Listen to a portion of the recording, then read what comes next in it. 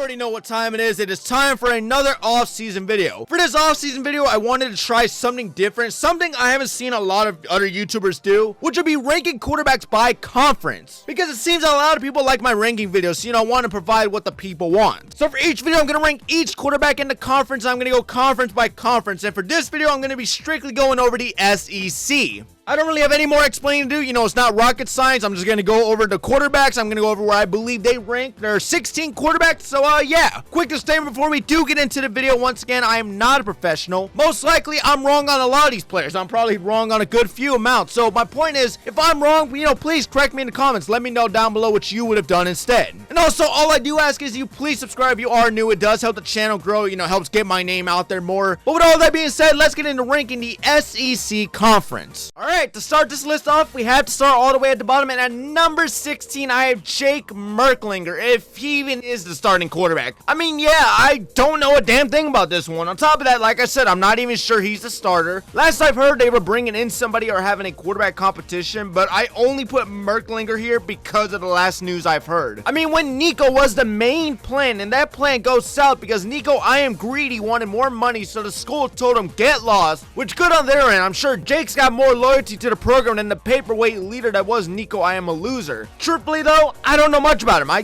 do not know enough to really give an actual proper opinion, so unfortunately I'm gonna put him in number 16. Again, nothing against him or Bulls fans. I want this to work out in spite to show Nico and his fucking family that he wasn't really all that. It's just I don't know well enough to give him any better of a ranking. And again, I sound like a broken record repeating this. I don't even know if this guy's gonna be the starter, so I think it's really fair just to place him at the bottom for now. Alright, next up at the number 15 spot, we have Zack Cozart. Okay, so this guy's a transfer come from Incarnate Word, which if I'm correct, that's the school Cam Moore played for before transferring over to Miami. But I do remember this guy for pulling the upset over my Tide a few years back, as he originally played for Texas A&M, where he would transfer out there to 21 season and would start for Word in 23, where the guy's been pretty damn electric. Like I'll say, despite the competition, which a lot of people will point out, he has not played, the greatest schools ever. Like he's not that bad. He reminds me a lot of like a Seth Hennigan. Good arm, nothing elite, but has the strength to make most throws at the next level. Not a large threat on the run, but can use his mobility against you and read options like what they had him doing at Word. Good accuracy, especially on his intermediate throws, with solid placement and a very quick release that allows for split-second decisions as seen in the way he plays. From the looks of it, the only thing I can find wrong in his game is while having a quick release, he loves to hold onto the ball if the play isn't there or if he's pushed out of the pocket, and will usually result in a sack or two a game, taking 21 total sacks in the season.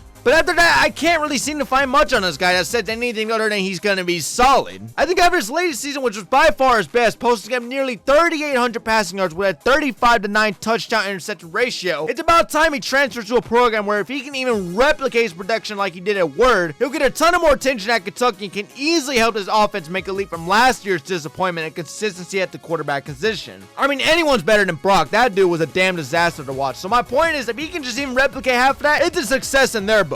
If I had to rate amongst the other SEC quarterbacks, I'm going to have to say 15. Not saying he's a bad talent. I'm just going to say 15 is because, going from conference to conference, I got to see how he looks going up against SEC talent again. I do think, though, the guy's going to be good. I'm looking forward to seeing what Kentucky can cook up this season. Alright, coming in at the number 14 spot, we have Jackson Arnold. Keeping it a buck with you, I wasn't large on Arnold. Still ain't, and I don't know what would change my mind, but every time I saw him, he looked to be struggling. He'd have a nice passing play here or there, but it was never anything consistent, and mostly would either be inaccurate, overthrown, behind the receiver, or just his poor decision making, which is what got him benched in the first place. Like, nothing against the guy, nothing against Auburn fans, but as a quarterback, he just wasn't that great.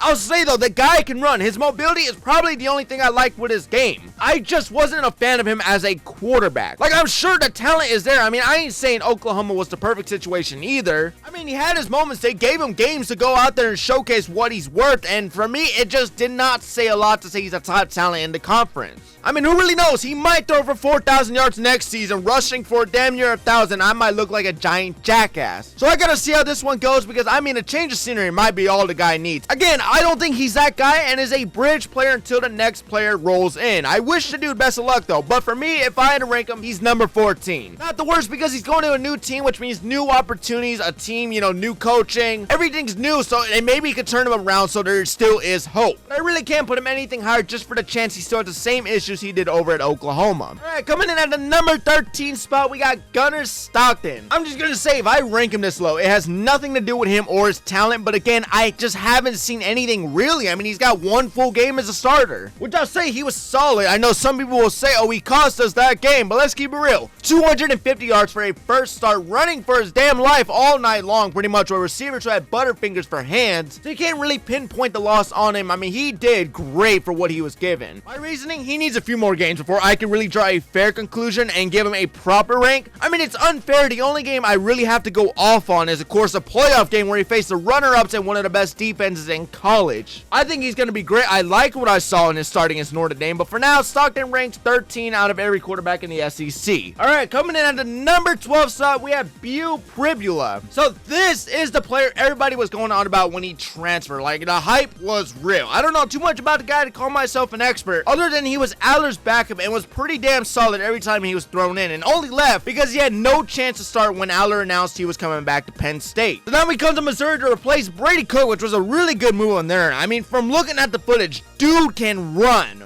Like, mobility is a giant plus for Pribula, the way he's able to spin around defenders and punish defenses for leaving him open. Notably, not afraid to take a hit either. And ultimately, just do what he has to when it comes to extending plays. Arm talent-wise, I'll say it's pretty good. His intermediate accuracy looks to be solid, and he provides great touch behind his throws with quick release time as well. Like, I definitely see the dual threat potential that people were talking about when they talked about Pribula. From Missouri, this is an absolute steal. And I would like to say they already did a great job at replacing Cook, but I really have to see how it works out first. You know, this is a move that looks really good on paper, but I gotta see how it looks on the field. I mean, but from the looks of it though, good move for the team, good move for Pribula's future. Now that he'll be given the chance to showcase his talents on a weekly basis instead of playing garbage time blowouts, besides the Wisconsin game, if I had to rank Pribula for now, I'm gonna have to put him at the number 12 spot. Coming in at the number 11 spot, Roll Tide, we got my boy Ty Simpson. I feel like it's the right time to talk about my Crimson Tide and our quarterback situation, which while we have a great 5-star prospect in Keelan Russell, we also have a stud in the dual threat that is Ty Simpson, who's been patiently waiting for his moment since coming out of high school as a 5-star prospect. My only concern is how little the guy is seen on the field, but I mean, his high school background tells you alone the promise behind him and why he's worth the wait. During his senior season, he led the team 13-1, throwing for 2,800 passing yards with a 41-3 touchdown interception ratio. And on top of that, he rushed for nearly 900 rushing yards with 11 rushing touchdowns. Some of his best traits will be his great arm strength, showing the ability to make all throws on the field and flashes crazy accuracy and time placement on these throws when the pocket is clean. And as I mentioned earlier, he is a dual threat, so his rushing ability is also something to take note of. His athleticism paired with his above average mobility allows him to shift gears from a pocket passing threat to a player who can extend plays largely on the run. By all means, it's nothing elite, but it is something defenses are going to have to look at and know he could punish you with his runs if you ain't careful. I would say so much more on Simpson, but at that point, and it's just being biased, I mean, I gotta actually see the guy on the field first before really hyping him up to the moon. I think his number will rise or maybe it will lower, but with no experience yet to go off so far, and going on from what I hear from Alabama sources that he's pretty damn good and matches the hype he had coming into the team, I think it's fair to give him a number right around the middle. I mean, as long as he can make us dominant again and doesn't turn the ball over at a consistent rate and doesn't have us losing games we shouldn't be losing in the first place like Milrow Magic, I'm down to call it a success. Roll Tide, I got my boy Simpson ranked 11 out of 16. Coming in at the number 10 spot, we have Blake Shapen. Shapen hits into the 25-26 season as a solid, steady presence from Mississippi State. After transitioning from Baylor, he quickly adjusted well to the system and showed real promise before a season-ending shoulder injury. He played in 4 games, which I would say in these 4 games he did play, he was pretty damn sharp, completing 69% of his passes with 8 touchdowns and just 1 pick. See, what makes Shapen stand out isn't just the stat sheet, which if you look back 2 years ago at Baylor, I could say he's been a pretty consistent quarterback, but the leadership he presents and what he means to this team, being pretty well known as the guy who brings people together and sets the tone for the offense. Now that he's had the time to fully recover and settle in, if he can continue to remain healthy, he'll have a much better record, or at least just a better chance at winning more games. Like, he may not be the flashiest quarterback in the conference, but you can depend on the guy and trust he knows how to run an offense. He was really good at Baylor and looked to be having a great start to the season before the injury kicked in. So I'm expecting him to pick up right where he left off, and for Chapin, I'm gonna have to place him right in the number 10 spot. Not the worst option, not the best, but it's good enough and he can get the job done. Alright, coming in at the number 9 spot, we have Austin Simmons. I know for someone who hasn't really seen more than a few reps, people are going to say this one feels a bit high, but Simmons comes off as an elite dual threat talent with a lot of good words being put in around the league that he could potentially be one of the best talents Lane Kiffin has ever seen. Especially after sitting behind Jackson Dart all last season, they say he's a star ready to just shine. Not a lot else to say considering I still gotta see him actually take a snap, but the fact that he's only 19 is already being praised for his leadership, his athletic abilities tells me he's got crazy potential to be the next superstar for the Rebels. So for now, I'm gonna rank him number 9. Not too high, not too low, and matches the hype he's been getting so far. So for me, putting him right in the middle of the list is probably the best I can do for the young talent who is just getting started. Now we got Diego Pavia. Look, how Pavia is still in college is beyond my knowledge, other than being granted eligibility, but dude's 24 and going back for another, which at this point, I don't even know if he has intentions of entering the draft after next season. I mean, if you have to sue to stay in school rather than take your chances with the draft, that kind of says a lot. But with NIL, I don't blame the guy. Either way, all I do know is he is back, and ranking him is kind of tough because his impact for Vanderbilt, or his leadership skills, and his strong mentality say he's one of the best players in the conference, but his completion percentage, or the fact he's severely undersized when compared to the others, says he's just solid. Which I would say, this is one tough sumbitch. Like, if you've ever watched him play, I mean, this guy eats nails for breakfast probably. He's a tough player. He's tough and he's pretty damn quick. I mean, 800 rushing yards and 8 rushing touchdowns don't lie. He's a player who's not afraid to put it on the line and take a hit.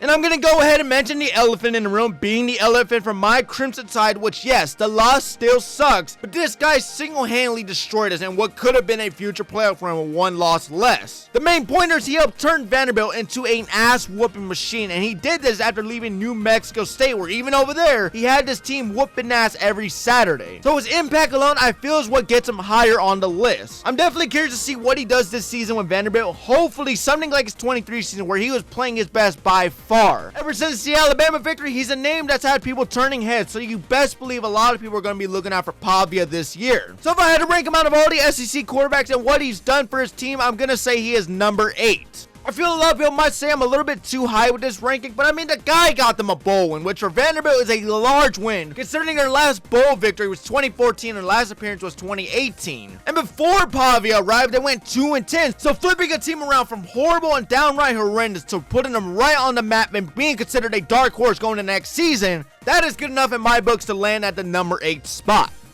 Now we have the number 7 spot going to Marcel Reed. Another great dual threat who for a freshman showed a lot of promise for this Aggies team. Originally was the backup for Connor Wayman until he got injured, then Reed came in and immediately let his impact be known, beating Florida in an impressive victory with 178 yards, 2 touchdowns going 11 for 17 with 83 rushing yards and a rushing touchdown. He would carry this over, winning the next 2 straight with solid stats until Wayman came back, where newsflash, that guy sucked, and would get benched in the LSU game where Reed came in and pulled off an amazing comeback victory with 3 rushing touchdowns in the game. See, after this LSU game, this is a moment where I would like to call it where Wayman lost his starting position and where the Aggies realized they have something special in Marcel Reed. After the LSU game, he would face some tough losses like against Texas, South Carolina, and the most crushing one would be the Auburn loss, where he had a breakout performance just losing the 4th overtime period. And then he would lose the bowl game in a close score of 35-31 against USC. I mean, for a player who is supposed to be the backup at the start of the season, to ending the season damn near taking the Aggies to an SEC championship appearance, that's a talented player, and that's a very special player in my eyes, and I definitely am excited to see what he does next season. I think for now, there are some names that are still better than him, but for what he's done with his first year, he definitely has a very bright future. For now, I'm going to have to put Marcel Reed at the number 7 spot. Next up, coming in at the number 6 spot, we have Tailin Green. Pure definition of the word sleeper. I didn't see much talk about this guy after last season. I mean, I'm not going to say I watched every week, but when I had the chance to catch one of their games, I was impressed by what I saw. For starters, Sellers, this is a big ass quarterback. I mean, 6'6" and 230 pounds and runs like hell when he can. And when he isn't running up the middle or to the sidelines for a first, or if he isn't in the end zone, he's throwing bullets down the field with great placement and the perfect amount of touch behind him too. Especially on his deep ball, which is a thing of beauty itself. And for last season being his first in the SEC coming from the mountain while he was playing at Boise State, he did pretty damn good. I mean, he's got his struggles like his scoring inconsistencies, throwing picks, or taking sacks, but I mean, coming into a new system, different playbook, an O-line that looked like it couldn't block to save their lives, different coaches, especially the change up in competition he faced weekly, he's bound to have struggles. And even with the struggles, he's shined through and showed you all the tools you want in a future superstar dual threat. I mean, as long as this guy gets the right development, he looks like a future first-round prospect in my eyes. I mean, if you look at the stat sheet and the clips all the way back from his first season at Boise State, you just see he's a player who does nothing but improve season by season, which is why I believe he's about to have his best season yet. If I had to rank him out of all the other quarterbacks, I would say he gets the number 6 spot. He's a very talented player nonetheless who's got a lot to prove, especially if you want to make a strong campaign for the 26th draft. And now, coming in at the number 5 spot, we have John Meyer. Look, if you saw my transfer portal video, you know how so damn happy I was to see this transfer. I mean, in my opinion, it's one of the best and one of the most underrated quarterback moves in the transfer portal this season, because a lot of people are still sleeping on his name. Meyer exploded with over 3,100 passing yards, 29 touchdowns, and only 7 picks. On top of that, 826 rushing yards, followed up with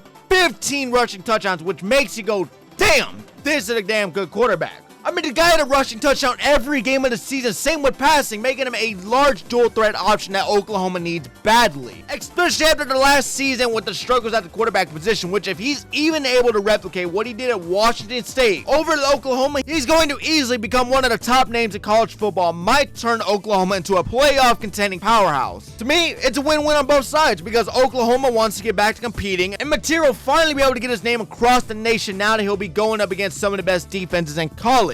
I mean, off of what I've seen him do at Washington State alone and looking at the stats, he's easily top 5 in the conference. And hell, call it a hot take, but he's going to be the repeat of Baker Mayfield once he officially takes the field as a Sooner. Either way, Oklahoma has got the guy for the next 2 years, so as long as he stays healthy, expect great things. And coming in at the number 4 spot, we have Arch Manning, the name everybody's been wanting to hear. Look, I ain't gonna say much on this one. I like Manning. I look forward definitely to what he's going to do. I do believe he's going to be better than Ewers, and I do believe he's possibly going to take Texas on a deep run within the next 2 years. But this is a list that's based on what I've seen, which I'll say, I've seen good enough of Manning, but it's not good enough to put him over someone like Lagway or Sellers yet. Which I find it crazy. Some people want to say he's the best quarterback in the SEC with barely any play time. Like, I don't doubt he could be the best, but he's gonna need a full season at least before you can even crown him anything over the other 3 quarterbacks. Like the 2 starts he's had this season while Ewers was hurt, I loved what I saw. He's not afraid to air the ball down the field. And he's certainly not afraid to run either, which is a huge plus for this offense considering Ewers didn't have much of a run game. Arch has got the size, the arm strength, the speed, which gives Texas another way to move the chain. So I do think Arch is gonna do great things. I just gotta see it to believe it first. Like, I can't go off of the name and say he's the next best thing since sliced bread, so a full season will do the trick. I'm wishing all the best for Manning. Like, he is a very humble player, a very respectful player, somebody does not let the name get to his head. But going based off of what I've seen with his 2 starts and half of the UTSA game, I love it. So I have to say number 4 for now. To me, Manning's ranking position on this list, or at least on most people's list, is going to change the most. I'm calling it now, but as of this recording, he's the 4th best in the conference in my eyes. Next up at the number 3 spot, we have DJ Lagway, one of my personal favorites. I mean, with 7 official starts under his belt, Lagway went 6-1 with a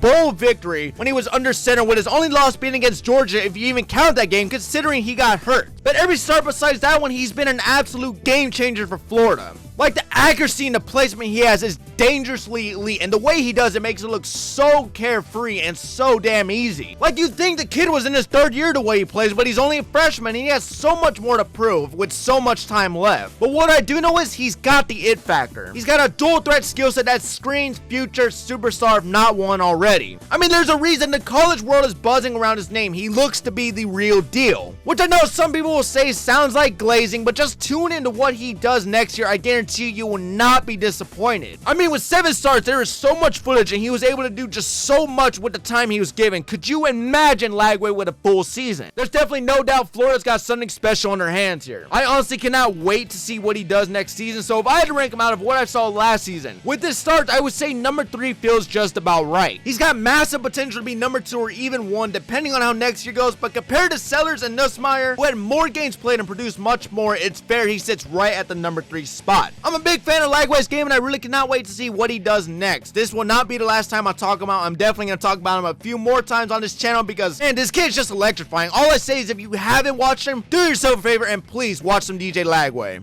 And coming in at the number 2 spot, we have Lenor Sellers. This one was hard to decide on who's number 2 and who's number 1 because everything about Sellers is so special and you don't even got to be professional to say that. Like, even a casual, I will say, this dude is just built differently. I mean, from the speed to the arm talent to his vision to his quick releases, everything Sellers does is beyond amazing. If you haven't watched any of his highlights, I asked to do so because, man, Sellers is so fun to watch. Like I said earlier with Noose, he might be my number 1, but it's not by a large gap and not by a ton. Sellers and him are 1A and 1B to me, and both can easily be swabbled for who's the best in the conference. I think both are elite at different things and present a much different threat, but to me, Sellers is a much larger problem for defenses to face because, man, if you're not careful, this dude will run circles around you. Like when they say the term killer speed, Sellers is the exact definition of that, so God forbid you let this man escape the pocket. One blink of an eye, you look like a dumbass, you turn around, he's in the end zone up 6, and even if you're able to contain him on the run, he'll just beat you down the field. I mean, this is a player who's going to keep offenses rolling no matter what, like a battery to a kid's toy. I mean, the energy he provides to this offense, the way he's able to lift them up, extend and just move chains, absolutely one of the best talents in college right now. And I really cannot wait to see what he does next year. I'm expecting a large Heisman campaign and by far his best season yet. Like, I'm already calling it. If I had to invest all my chips on one player, I'm saying Lenor Sellers will be the Heisman. So if I had to rank him out of the SEC, personally, he's easily number 2. Like I said, not by a large amount, he can easily be seen as number 1. I think if Lagway also had a full season under him, it might be a conversation between him and Sellers for the number 2 spot. But for now, I got Sellers behind Noose as my number 2 for the conference ranking. Now, coming in at the number 1 spot, we have Garrett Noose, best quarterback in the SEC. I know this take might be a little heated, but when he's not turning the ball over and missing reads, Noose is a clear-cut first-round pick. The production he was able to produce for just having 1 full year under his belt is just nothing short but phenomenal. 4,000 passing yards with a 29-12 touchdown interception ratio amongst the second best out of every quarterback in the conference. Some of his best performances being against Ole Miss in a great overtime win, which I recommend watching that game if you haven't already. South Carolina A&M, despite the loss, was still a very good performance. Vanderbilt and even the Texas Bowl against Baylor. You can argue Lagway, Sellers, but with how loaded this LSU team is going to be next year, I expect them to make a deep run, which 9-4 as a record was not bad, but I believe he's going to have an even better year if he can just work on his issues. Maybe even develop a run game, which right now, I mean, he's got bricks for feet. I mean, if he can just do all of this, they're making a playoff appearance. And hell, he might even be a Heisman finalist. Like, this team is too stacked to not make some noise next year. And this is coming from a Tide fan. I just really like what they've put together last year, and I'm looking forward to the season coming up because Noose is a damn baller. To me, he's the best quarterback in the SEC, and that's as of now. It could change really easily. I mean, if Lagway stays healthy, that can change. If Sellers has a pop-off season, that can change. Or even if Manning goes crazy now that the keys have been handed to him, that can change as well. I don't think he leads Sellers or Lagway by a large margin, but based off last season alone, his mixed production, the skill set, and his choice to stay in learning and development instead of jumping ship to the draft, tells me he's a player who's just getting started and will make his name known next season. So like I said, unless it's Sellers or Lagway, then I really cannot think of any other quarterback from the SEC is more deserving of this spot. The clear-cut number 1 to me, do not sleep on Garrett Noose. And that will do it, ladies and gentlemen. Thank you so much for watching another episode of another random recap. This is somewhat of a smaller series. You know, I just wanted to try. I want to rank all the quarterbacks at least by conference. So, you know, I'm going to start the series off right and going for one of the most powerful conferences in college. I don't know which conference I'm going to do next. Leave it down below in the comments which one you would like to see next personally. And also, let me know how would you rank all the quarterbacks in the SEC, because like I said, everybody's got their own personal opinion. You might even say Lagway's the best, or even Sellers, and you might say Noose is one of the worst. My point is I want to hear everybody's opinions. You know, everyone's entitled to one. I would like to see your list. Anyways, that would do it, ladies and gentlemen. I will see you all in the next Random Recap.